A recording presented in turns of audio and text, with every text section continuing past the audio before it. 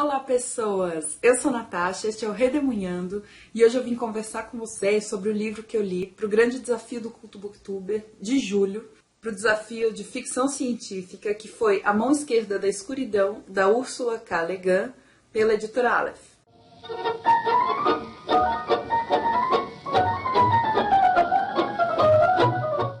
A Mão Esquerda da Escuridão é um livro de ficção científica que eu estava esperando para ler há muito tempo, mas quando eu vi que no grande desafio do Culto Booktuber de julho iam pedir esse tema, eu falei, é esse livro que eu vou ler em julho. Em A Mão Esquerda da Escuridão, a gente acompanha um terráqueo, um ser humano, chamado Gimli Ai, que vai parar num planeta chamado Gethen, que ele também chama de planeta inverno. É um planeta extremamente gelado o ano inteiro. Mesmo o verão lá é muito complicado o clima para os terráqueos. E ele vai com uma missão. A missão dele é convencer os governos dos países do planeta inverno a se juntarem a uma aliança interplanetária. Uma aliança de troca comercial e troca cultural entre os planetas. Então a história do livro é a história da jornada do Gimli Ai para poder convencer os governos de que ele não é um mentiroso, de que ele não é mal intencionado. Não parece tão legal, né? Porém, nesse livro a gente tem alguns pontos muito bacanas. O primeiro é todo o universo do planeta inverno. Nesse planeta existem algumas coisas parecidas com a Terra e outras muito diferentes. A população, apesar de ser também considerada humana, não nasce com um sexo biológico e também não tem gêneros dentro da espécie. Então você tem pessoas que são assexuadas na maioria do tempo. Em determinado momento do mês eles entram num período de sexualidade e aí podem se transformar, entre aspas, em homem ou mulher, e depois desse período eles voltam a ser assexuados novamente. Isso é o que provavelmente chama mais atenção no livro, porque pra gente é muito difícil de conceber uma sociedade sem gênero e sem sexo também. Até porque na linguagem do livro ela chama as pessoas de ele. Ele disse, mas ele não tem gênero. E aí a gente já pensa num homem, né? Ela até justifica isso em termos de linguagem. Eu pensei que talvez em inglês, no original, pudesse ser um pouco diferente, porque eles têm o it para designar coisas que não têm sexo ou gênero. Mas pelo jeito ela justifica a utilização do he, do ele. E toda a estrutura social dos Gentenianos é baseada nessa premissa de que não existe gênero. Então a relação de dominância entre os habitantes é muito baixa. Claro que existe uma hierarquia de poder no sentido de rei e súditos, por exemplo, ou um conselho que governa o país, mas não entre os cidadãos. É uma sociedade muito estável no sentido de que eles não fazem revoluções, eles não conhecem guerras, nada muito brusco acontece no planeta inverno. Então essa novidade que o terráqueo traz para eles é muito assustadora a princípio.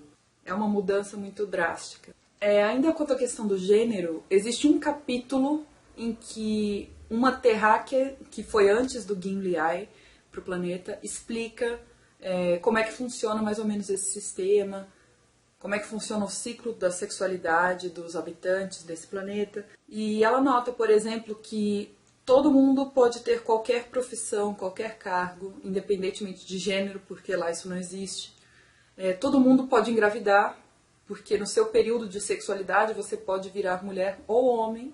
Então também não existem diferenças nesse sentido. Eu achei muito perspicaz da parte da Úrsula colocar essas informações, essas observações, como tendo sido feitas por uma mulher. Existe também uma outra coisa que a Úrsula foi muito inteligente em fazer. De vez em quando tem umas falas machistas aqui no livro. E eu já fiquei de olho pensando, nossa, como que uma mulher colocou isso no livro? Só que se você for ver, ela coloca esse tipo de fala sempre na voz do homem e do terráqueo, que é o cara que tem já uma noção de gênero muito formada na cabeça dele. Então as características que ele acha incômodas nos habitantes do planeta inverno são características que ele diz que são femininas. E são sempre negativas. Então, por exemplo, a passividade, o fato de falar muito, coisas assim, ele diz que são características femininas. E eu fiquei pensando, nossa, a Ursula Le Guin tá dizendo que as mulheres são passivas, tá dizendo que as mulheres são falantes, em geral, né? Mas na verdade não, ela é super inteligente. Quem pensa isso não é a Úrsula, é o Gimli Ai, é o terráqueo, que tem uma mentalidade terráquea de homem.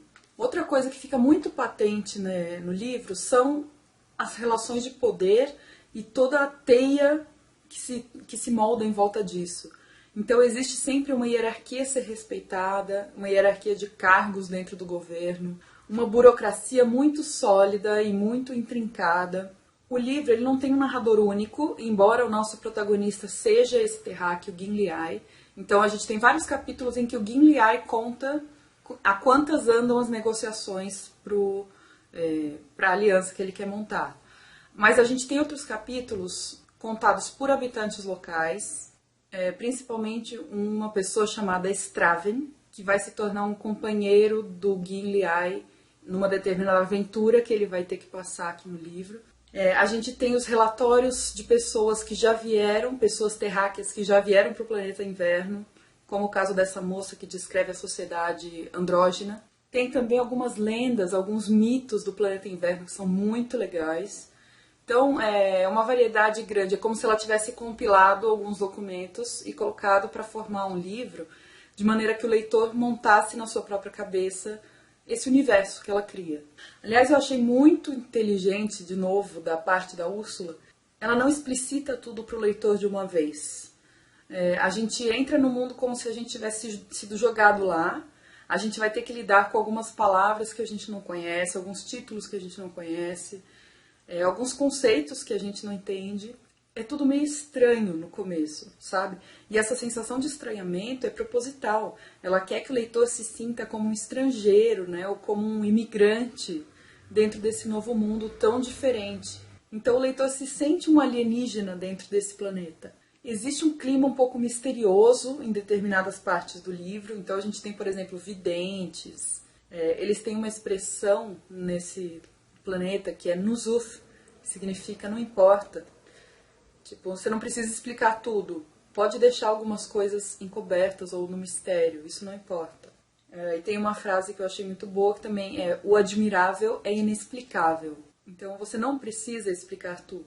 Bom, então em resumo, é um universo assim impressionante que a Ursula Le Guin cria aqui. Ela cobre as lacunas, sabe? Ela não explica tudo, mas ela explica o suficiente. Então você se sente imerso naquele novo universo.